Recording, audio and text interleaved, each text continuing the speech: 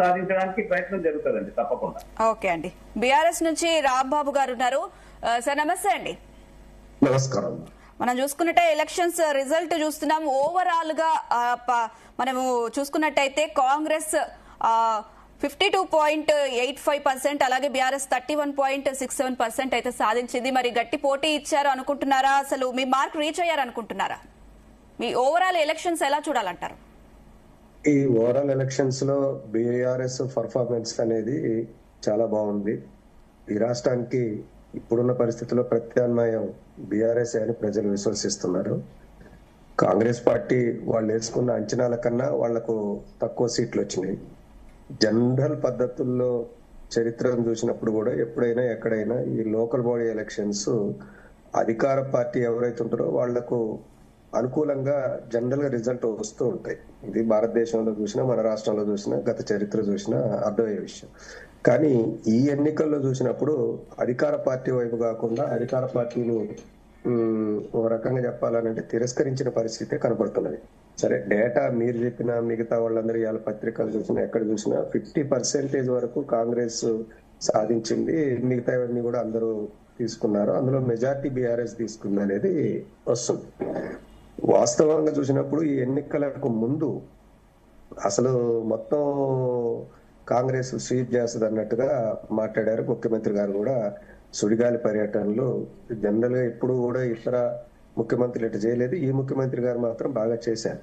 అయినప్పటికీ కూడా వాళ్ళు ఆశించిన ఫలితాలు రాలేదని భావిస్తున్నాం. బీఆర్ఎస్ ఆశించిన ఫలితాల కన్నా బాగున్నాయని చెప్పేసేది ఇవాళ అన్ని పత్రికలు కానీ లేదనుకుంటే ప్రచార మాధ్యమాలు కానీ మేం కానీ భావిస్తా ఉన్నాం. ఇంకా నిర్దిష్టంగా చెప్పాలనంటే కాంగ్రెస్ వెనక పట్టుబడుతున్నది, కాంగ్రెస్ మీద ప్రజలు వ్యతిరేకిస్తున్నారు, వాళ్ళు ఇచ్చిన హామీలు అమలు చేయలేని కారణంగా అని చెప్పడానికి అనేక మంది ఎమ్మెల్యేలు సొంత గ్రామాలలో కూడా ఓడిపోయినారు. వాళ్ళ పక్క గ్రామాలు కూడా ఓడిపోయినారు. ముఖ్యమంత్రి సొంత గ్రామం పక్క గ్రామం కూడా బీఆర్ఎస్ గెలిచింది. ఇటు పాలకుర్తి ఎమ్మెల్యే సొంత గ్రామంలో కూడా బీఆర్ఎస్ గెలిచింది. అట్లా కొన్ని ముఖ్యమైన కేంద్రాలలో కూడా ఇలా బీఆర్ఎస్ గెలిచింది. ఓవరాల్ గా చూసినప్పుడు ఈ ఎన్నికలు కాంగ్రెస్ బాగా గత ఎన్నికలతో పోస్తే బలహీనపడ్డది. ఇక ఎంపీ ఎలక్షన్లతో చూస్తే బీజేపీ బొక్కబార్లు పడ్డట్టే. అప్పుడేదో మోడీ గారి గాలితోటి అది బయటపడ్డది. ఇప్పుడు నిజంగా వాళ్ళ శక్తి వాళ్ళ బలం ఇవన్నీ చూస్తే తెలంగాణలో బీజేపీకి ఎలాంటి అవకాశం లేదని ఎన్నికలు చూపిస్తా ఉన్నాయి. ఏమైనా బీఆర్ఎస్ గా వీఆర్ హ్యాపీ. మేము అనుకున్న దానికన్నా మంచి ఫలితాలే వచ్చినాయి. కాంగ్రెస్ వాళ్ళు అనుకున్న దానికన్నా వాళ్ళకి తక్కువ ఫలితాలు వచ్చినాయి. ఈ రాష్ట్ర ప్రజలకి కాంగ్రెస్ మోసం చేసింది.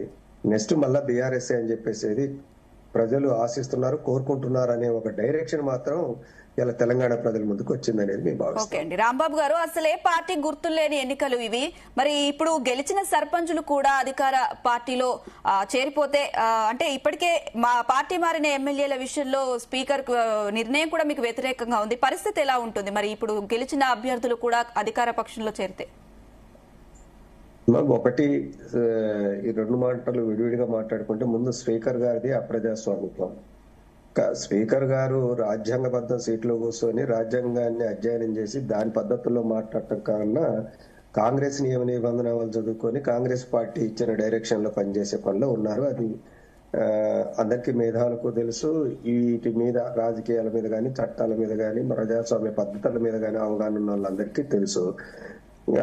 స్పీకర్ ని అంతకన్నా ఎక్కువ ఎక్స్పెక్ట్ కూడా చేయలేము. ఎందుకంటే స్పీకర్ సీట్ లో కూర్చున్న వాళ్ళు ఇంతకు ముందేమో కొంచెం ఆ స్పీకర్ సీటు గౌరవించి దానికున్న నిబంధనల ప్రకారం పనిచేసేది. కానీ పర్టికులర్ గా ఈసారి స్పీకర్ గారు పూర్తిగా కాంగ్రెస్ కార్యకర్తగా వారు పనిచేస్తా ఉన్నారు. అందుకని ఇప్పుడు దాన్ని మనం అంతకన్నా ఎక్స్పెక్ట్ చేయలేం.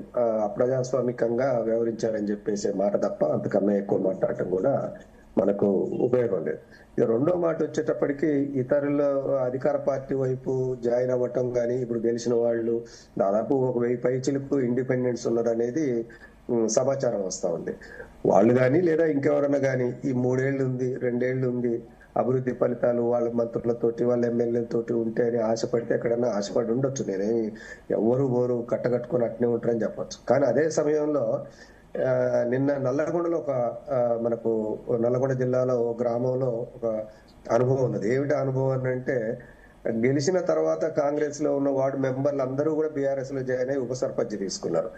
ఆ రకంగా ఇది ఏమున్నా ఈ 2-2.5 ఏళ్లే కాంగ్రెస్, ఆ తర్వాత వచ్చేది బీఆర్ఎస్ఏ. కాబట్టి మనం గట్టిగానే నిలబడాలి.